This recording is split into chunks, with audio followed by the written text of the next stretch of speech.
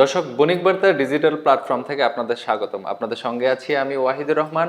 আজ আমাদের সঙ্গে আছেন জনপ্রিয় অভিনেত্রী কাজী নওশাবা, যাকে 2018 সালে বিগত সরকারের আমলে গ্রেফতার করা হয়েছিল। জানবো তার কেরিয়ার ও অন্যান্য বিষয় সম্পর্কে।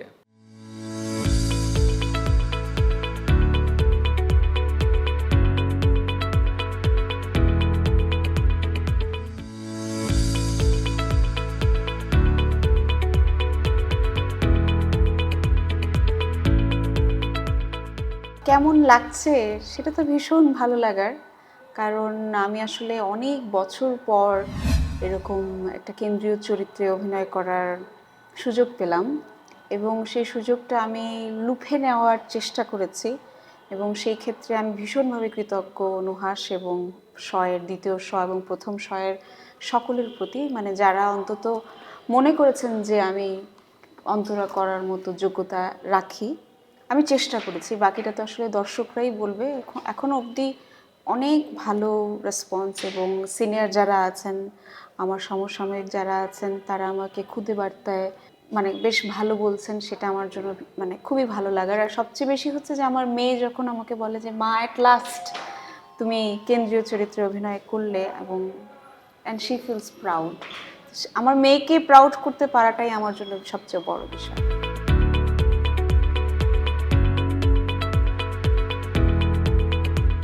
আসলে ফ্রি সময় তো বলে কিছু নেই, মানে ফ্রি সময় বলতে অন্তত আমি আমার জীবনে সেভাবে রাখিনি। আমার কাছে মনে হয় ছোট্ট জীবনে অনেক কিছু করা দরকার। আর অভিনয়ের বাদেও যেহেতু আমি চারুকলা থেকে মাস্টার্স করেছি পেইন্টিংয়ের উপরে, তো সেহেতু আমার কিন্তু অন্য আর্টের অন্যান্য শাখা প্রশাখাতেও বিচরণ রয়েছে, যেমন থিয়েটার করা, পাপেট মেকিং করা, পাপেট করা, থিয়েটার বানানো, সেটা নির্দেশনা দেওয়া, প্রোডাকশন ডিজাইন করা, অ্যাক্টিং শেখানো, নিজে অ্যাক্টিং শেখা। সো আমার একটা দরজা বন্ধ ছিল প্রথম দিকে, আমি ভীষণ বিমর্ষ থাকতাম, কিন্তু এরপরে আমি চিন্তা করে দেখলাম যে না, আমার অন্য দরজাগুলো খুলি এবং সেটাই চেষ্টা করেছি। আমি অনেক ধরনের কর্মশালা করেছি, আমি থিয়েটার নির্দেশনা দিয়েছি। টুগেদার উইকেন্ড নামে একটা প্ল্যাটফর্ম আমরা বন্ধুরা মিলে তৈরি করেছি, যেখানে আমরা বিশেষ চাহিদা সম্পন্ন মানে প্রতিবন্ধী ব্যক্তিদেরকে অভিনয়ে শেখাই এবং তাদেরকে নিয়ে থিয়েটার করি। আমরা কুকুর বিড়াল নিয়ে কাজ করি, আমরা জলবায়ু নিয়ে কাজ করি।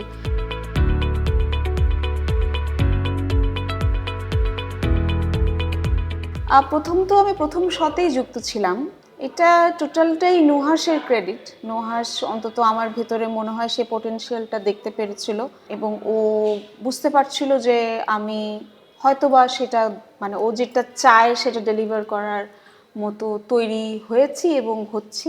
তো সে যখন বানালো, তখনই আমাকে প্রথমে বলেছিল যে আমি একটা মিষ্টি কিছু নামে একটা এপিসোড করব, সেখানে একটি চরিত্র আছে, নওশাবা আপু আমি আপনাকে চাই।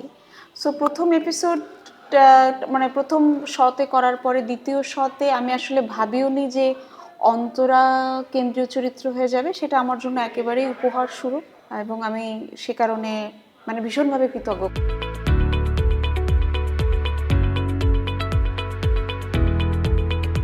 আমার মনে হয় যে কোনো সীমাবদ্ধতা নেই, শুধু সাহসটা করতে হয়। কারণ আমরা সবসময় দর্শককে খুশি করে কাজ করি, মানে সেই কাজের সংখ্যাগুলোই বেশি যেখানে আমরা দর্শকদেরকে খুশি করতে পারি।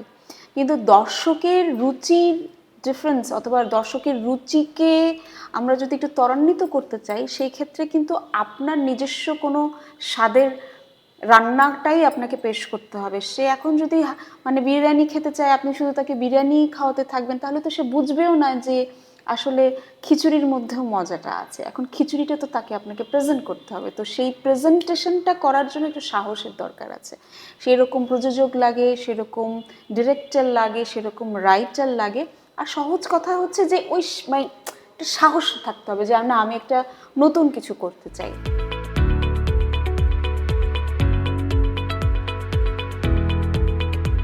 বর্তমানে আমার পুরো ব্যস্ততাই হচ্ছে মেইনলি আমার মেয়েকে নিয়েই সবসময় থাকে। আমার মা, কুকুর বিড়াল, পশু পাখি, তাছাড়া টুগেদার উইকেন্ড নিয়ে আমি অনেক বেশি সময় কাটাচ্ছি। টুগেদার উইকেন্ডেরটাকে একটু পরিধিটা বাড়ানোর চেষ্টা করছি। আমরা চেষ্টা করছি জলবায়ু নিয়ে আমরা কাজ করব, আমরা প্রতিবন্ধী ব্যক্তিদের নিয়ে কাজ করতে চাই। যেটা করে এসেছি সেটাকেই হয়তোবা আমরা এখন আরেকটু মানে একটু বড় পরিসরে করতে চাই। এটা হচ্ছে টুগেদার উইকেন্ড নিয়ে আমার ব্যস্ততা। আর তাছাড়া আমি সার্টিফিকেশন বোর্ডে আছি, তো সেখানে একটা রাষ্ট্র আমাকে একটা দায়িত্ব দিয়েছে, সেটা চেষ্টা করছি। আমি বারবার বলি আমি চলচ্চিত্র বোদ্ধা নই, আমি চলচ্চিত্র প্রেমী। সো প্রেমের জায়গা থেকেই দেশপ্রেম বলেন অথবা চলচ্চিত্র প্রেম বলেন অথবা সংস্কৃতির প্রেমে পড়েই আমি দায়িত্বটা গ্রহণ করেছি এবং দায়িত্ব নিয়ে কাজটা করার চেষ্টা করছি, প্রতিনিয়ত শিখছি। আর সংস্কৃতিতে আমি ট্রাস্টি বোর্ডে আছি, সেখানেও চেষ্টা করছি যাতে আমরা এই যে দুস্থ শিল্পী বলে যে বিষয়টা আছে, এটাকে কিভাবে আমাদের মিডিয়া থেকে মুছে ফেলা যায়।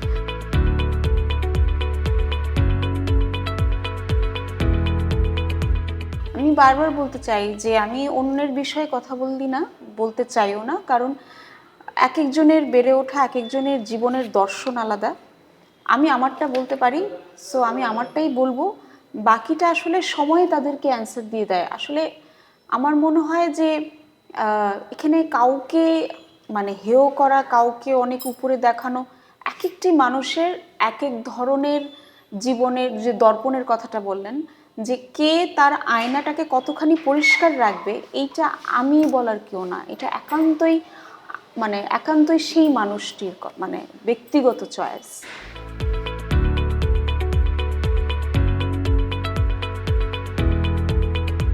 ওই সময়টা না আমি মনেই করতে চাই না, আমি সামনে এগিয়ে যেতে চাই এবং যে কয়জনই করেছিলেন আমি তাদেরকে মনে রেখেছি, আমি তাদের প্রতি চিরকৃতজ্ঞ, কারণ সে সময়টা আসলে অনেক ভয়ের ছিল, অনেক শঙ্কার ছিল। এরপরও যারা ফেসবুকে একটি লাইনও আমার জন্য লিখেছে, অ্যান্ড স্পেশালি আমি মানে সাংবাদিকদের প্রতি ভীষণভাবে কৃতজ্ঞ। আমি মানে ছাত্র সমাজের প্রতি ভীষণভাবে কৃতজ্ঞ, কারণ তারাই লেখালেখিটা মেইনলি করেছেন এবং আমার সহশিল্পী হিসেবে বেশ কয়েকজন ছিলেন এবং তাদের সংখ্যা আমি বলবো না যে অনেক বেশি, কিন্তু যে কয়জনই ছিলেন তাদের প্রতি আমি ভীষণভাবে কৃতজ্ঞ। এবং আমার প্যারেন্টস আমার সাথে ছিলেন, আমার কিছু বন্ধুরা সাথে ছিলেন যারা একেবারেই মিডিয়ার না, কিন্তু তারা আমাদের পাশে ছিলেন। সো তাদের সংখ্যা খুব কম, কিন্তু গুণগত মানে আমি তাদেরকে মানে চিরকৃতজ্ঞ তাদের প্রতি।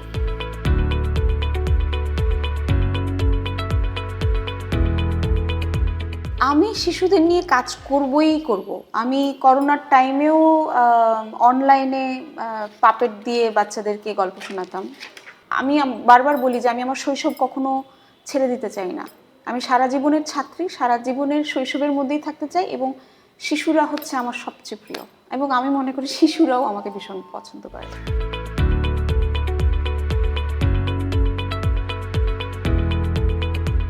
অতীত থেকে আসলে কিছু মানে ভালো স্মৃতিগুলো নিয়ে এই মুহূর্তটাকে সুন্দর করার নামই হচ্ছে জীবন। আর ভবিষ্যতের কথা অত ভেবে দুঃখ কষ্টে ডুবে যাওয়াটা আসলে জীবন নয়। এই মুহূর্তটাই বেঁচে থাকাটাই আমার কাছে জীবন। কারণ হয়তোবা কাল সকালবেলা হয়তোবা ঘুম থেকে নাও উঠতে পারেন, তো এই জীবনটা আসলে খুবই দুর্লভ এক উপহার। তো সেটাকে যত বেশি ভালোবেসে মানে উদযাপন করা যায় সেটাই ভালো। সবাইকে অসংখ্য ধন্যবাদ।